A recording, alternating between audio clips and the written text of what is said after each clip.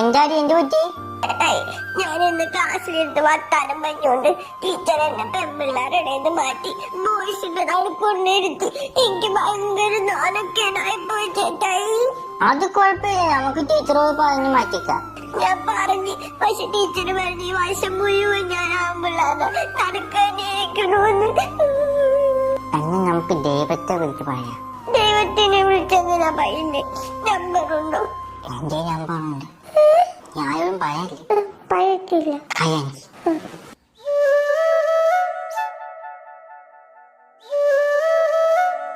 ഇതാണോ ദൈവത്തിന്റെ നമ്പർ? എങ്ങനെ അറിയാ ചേട്ടായിക്ക്? കാണിച്ചു തരാം. കണ്ട